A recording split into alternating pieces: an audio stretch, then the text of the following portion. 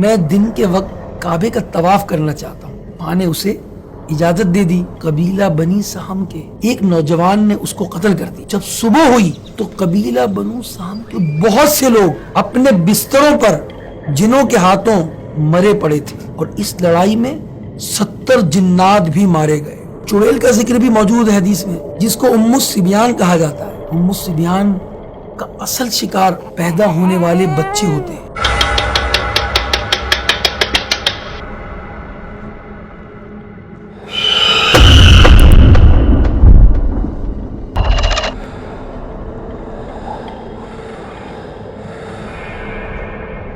Dear viewers, ہماری web series the hidden world کے آج کے ایپیسوڈ کا ٹاپک بھی بڑا دلچسپ ہے۔ آج کے ایپیسوڈ میں ہم پوشیدہ یعنی ہڈن، نہ نظر آنے والی مخلوق، جنات میں چڑیلوں، پریوں کے بارے میں ڈسکس کریں گے کہ ان کی حقیقت کیا ہے، احادیث میں کیا ان کا ذکر آیا ہے۔ تو یہ آج ہم نے بیان کرنا ہے۔ اسٹارٹ لیتے ہیں، مگر آپ سے ایک ریکویسٹ کرتے ہیں کہ اگر آپ چاہتے ہیں کہ اس سیریز کا ہر ایپیسوڈ آپ کو یوٹیوب اور انسٹاگرام پر مل سکے تو ہمیں آج ہی جوائن کیجیے۔ ناظرین، اللہ تعالیٰ کی بے شمار مخلوقات میں سے ایک مخلوق جنات بھی ہیں۔ جس طرح انسان میں مرد اور عورت ہوتے ہیں، اسی طرح جنات میں بھی مرد اور عورت ہوتے ہیں، اور یہ انسانوں کی طرح شادی بیاہ بھی کرتے ہیں۔ اور جنات کی جو فیمیل ہوتی ہے، اسی کو ہی پری، چڑیل یا جنیہ کہتے ہیں۔ حدیث پاک میں ایک پری کا ذکر آتا ہے جس کا نام فاریہ تھا۔ اس نے اسلام قبول کیا، اور وہ پری وقتاً فوقتاً نبی کریم صلی اللہ علیہ وسلم کی بارگاہ میں حاضر ہوتی رہتی تھی۔ ایک مرتبہ ایسا ہوا کہ کچھ عرصے تک وہ پری حاضر نہ ہو سکی۔ کچھ وقت گزرنے کے بعد بارگاہ رسالت میں حاضر ہوئی تو آپ صلی اللہ علیہ وسلم نے اس کی غیر حاضری کی وجہ پوچھی تو اس پری نے عرض کیا، حضور، میرے ایک عزیز کا ہندوستان میں انتقال ہو گیا تھا، میں وہاں گئی تھی۔ یہ ناظرین اس پری کا ذکر تھا جو نبی پاک صلی اللہ علیہ وسلم کی بارگاہ میں حاضر ہوا کرتی تھی، اور اس نے اسلام بھی قبول کیا تھا۔ آئیے ہم اپنے موضوع کی طرف آتے ہیں، اور اس موضوع کے اسٹارٹ میں ایک واقعہ پیش کرتے ہیں جو بہت دلچسپ ہے۔ چنانچہ سیدنا ابو طفیل رحمۃ اللہ تعالی علیہ فرماتے ہیں، اپنا واقعہ بیان کرتے ہیں، کہتے ہیں کہ زمانہ جاہلیت میں ایک جنیہ ایک وادی جس کا نام ذی طویٰ تھا، اس میں رہا کرتی تھی۔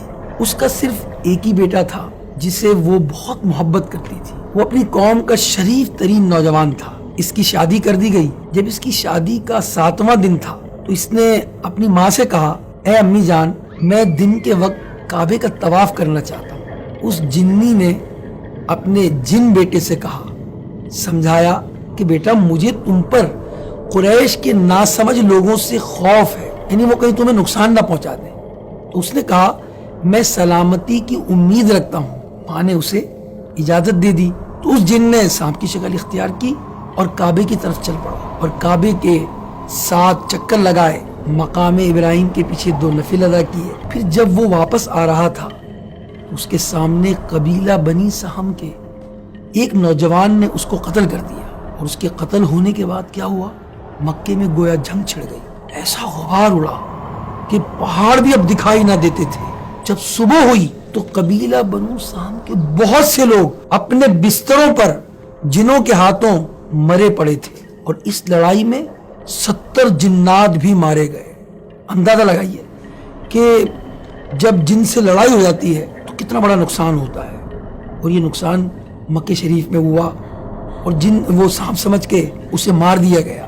تو ناظرین، اور بھی واقعات کتابوں میں ملتا ہے، اور جنیوں کے بھی واقعات ملتے ہیں، کیونکہ میں نے پہلے ہی کئی ایپیسوڈ میں یہ بتایا کہ جنات میں نیک بھی ہوتے ہیں، بد بھی ہوتے ہیں، ایسے جنیوں میں بھی جو ہے وہ بری جنیاں بھی ہوتی ہیں اور اچھی بھی ہوتی ہیں۔ اور یہ بعض جنیاں ایسی ہوتی ہیں کہ وہ طواف بھی کرتی ہیں، جس کا ایک واقعہ میں آپ کو اب سنانے لگا ہوں۔ ایک جنی کا، وہ جنی اپنی دیگر جنیوں کے ساتھ طواف کر رہی تھی تو حضرت عبداللہ ابن زبیر رضی اللہ تعالیٰ فرماتے ہیں کہ میں بھی حرم کعبہ میں جب داخل ہوا تو میں نے کچھ عورتیں دیکھی، وہ طواف کر رہی ہیں۔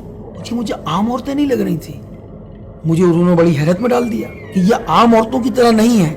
جب وہ طواف سے فارغ ہوئی اور حرم سے باہر نکلی تو میں ان کے پیچھے چل دیا، اور میں نے دل میں کہا کہ میں ان کے پیچھے جاؤں گا تاکہ میں ان کے بارے میں جان سکوں، یہاں تک کہ وہ جنیاں چلتی رہیں اور ایک مشکل ترین ویلی میں جا پہنچی۔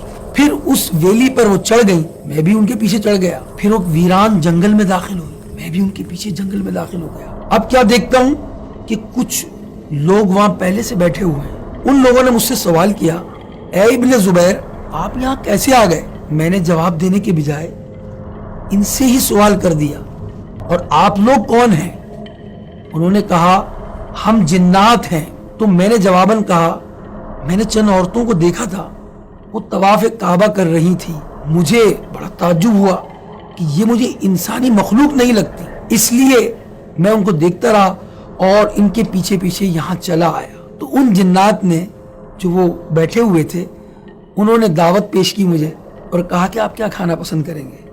یہ تو بتا دیا کہ یہ عورتیں ہماری ہیں اور یہ جنیاں ہیں اور ہم جنات میں سے ہیں، اور دعوت کیا دی انہوں نے کہ آپ کیا کھانا پسند کریں گے؟ تو میں نے کہا میں پکی ہوئی تازہ کھجوریں کھانا پسند کروں، کیونکہ اس وقت مکہ مکرمہ میں تازہ کھجوروں کا کہیں نام و نشان نہیں تھا۔ ان جنوں نے مجھے تازہ کھجوریں دے دی۔ جب میں کھا چکا تو جو بچ گئی کھجوریں، ان جنات نے مجھے اجازت دی کہ یہ اپنے ساتھ لے جاؤ۔ ابن زبیر رضی اللہ تعالیٰ عنہما فرماتے ہیں کہ میں وہ بچی ہوئی کھجوریں اپنے ساتھ واپس گھر لے آیا۔ دیکھا آپ نے کہ کس طرح یہ جنیاں جو تھیں، جو نیک جنیاں تھیں، انہوں نے طواف خانہ کعبہ کیا اور پھر اس کے بعد وہ اپنے گھر پہنچی، اور ابن زبیر رضی اللہ تعالی عنہما ان کے پیچھے گئے اور پھر بہرحال جو ان کی دعوت لے کر واپس لوٹ لے۔ حدیث مبارکہ میں اور بھی ذکر آتا ہے، بری جنیوں کا بھی ذکر آتا ہے جس کو ہم چڑیل کہہ سکتے ہیں۔ جی ہاں، تو چڑیل کا ذکر بھی موجود ہے حدیث میں، جس کو ام الصبیان کہا جاتا ہے۔ کئی علماء کرام کے نزدیک یہ کسی بیماری کا نام ہے، اور جس کو مرگی کہتے ہیں، انگلش میں اس کو ایپیلیپسی کہتے ہیں، لیکن بعض کتابوں میں یہ بات موجود ہے کہ یہ طاقتور جن عورت ہے، اور جس پر بھی یہ اپنی نظر ڈال دیتی ہے وہ تباہ و برباد ہو جاتا ہے۔ ام الصبیان کا اصل شکار پیدا ہونے والے بچے ہوتے ہیں۔ بخاری شریف اور مسلم شریف کی حدیث مبارکہ میں ہے کہ نبی کریم علیہ السلام نے فرمایا جب بھی کوئی بچہ پیدا ہوتا ہے تو شیطان اسے اپنی انگلیاں مارتا ہے۔ جب وہ پیدا ہوتا ہے سوائے عیسیٰ ابن مریم کے، کہ جب شیطان نے ان کو انگلی مارنے کی کوشش کی تو وہ انگلی پردے میں لگ گئی، آپ اس کے خلل سے محفوظ رہے۔ اسی طرح ہمارے آقا صلی اللہ علیہ وسلم بھی وقت ولادت شیطان سے محفوظ رہے اور شیطان آپ کو نہ چھو سکا۔ تو یہاں آپ کو میں اور انٹرسٹنگ بات بتاتا چلوں، آپ نے دیکھا ہوگا کہ جب بچہ پیدا ہوتا ہے تو روتا ہے، یہ کیوں روتا ہے؟ اس حوالے سے سائنسی تھیوری اپنی جگہ، لیکن اسلامی نقطۂ نظر اس حوالے سے کتابوں میں موجود ہے کہ جب نومولود بچے کو شیطان چھوتا ہے تو اس کے چھونے کی وجہ سے بچہ روتا ہے۔ جی ہاں، بچہ جو ہے وہ شیطان کے چھونے کی وجہ سے روتا ہے۔ آپ گھبرائیے نہیں، اسلام ایک کامل اور اکمل دین ہے، اور یہ جو میں نے بیماری کا نام بتایا جس کو انگلش میں ایپیلیپسی کہتے ہیں، ام الصبیان جس کو کہتے ہیں، یہ شیطان کا جو حملہ ہوتا ہے بچے پر، اس کا حل بھی نبی پاک علیہ الصلوۃ والسلام نے ہمیں عطا فرمایا ہے۔ چنانچہ نواسہ رسول سیدنا امام حسین بن علی رضی اللہ تعالی عنہما سے روایت ہے کہ اللہ عز و جل کے محبوب صلی اللہ علیہ وسلم نے فرمایا جس کے گھر میں بچہ پیدا ہو اور وہ اس کے دائیں کان میں آذان اور بائیں کان میں اقامت کہے تو اس بچے سے ام الصبیان کی بیماری دور رہتی ہے۔ اور اسی بیماری کے متعلق امام اہل سنت مولانا شاہ امام احمد رضا خان فرماتے ہیں کہ مرگی یعنی ایپیلیپسی یہ بہت خبیث بلا ہے اور اس کو ام الصبیان کہتے ہیں۔ اسی طرح بخاری شریف کی شرح نزہۃ القاری میں لکھا ہے کہ مرگی کبھی جن یا خبیث حمزات کے اثر سے بھی ہوتا ہے۔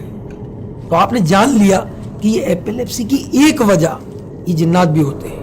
یہاں ایک بات ہم سب کے لیے قابل توجہ ہے کہ جب بچے کی پیدائش ہو تو اس کو پاک صاف کرنے کے بعد اس کے کان میں اذان دے دینی چاہیے، اور اذان جلدی دینی چاہیے۔ بعض لوگ اذان کے لیے انتظار کرتے ہیں، مولانا صاحب کو ہم بلائیں گے، کوئی نیک شخص مل جائے تو بہت اچھی بات ہے، مگر اس کے لیے بہت زیادہ تاخیر نہیں کرنی چاہیے۔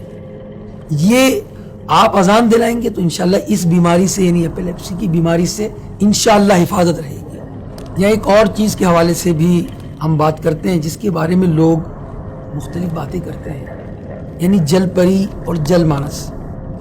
آیا اس کی کوئی حقیقت بھی ہے یا صرف یہ افسانوں میں اس کا ذکر ہے؟ جل پری یعنی پانی کی پری، اور جل مانس یعنی دریائی انسان. تو تاحال اس کا کوئی سائنسی ثبوت تو منظر عام پر نہیں آیا. 2012 میں امریکی حکومت کی سائنسی جو تحقیقات ہے اس کے مطابق یہ لکھا گیا کہ اب تک جل پریوں کی موجودگی کے کوئی شواہد نہیں ملے.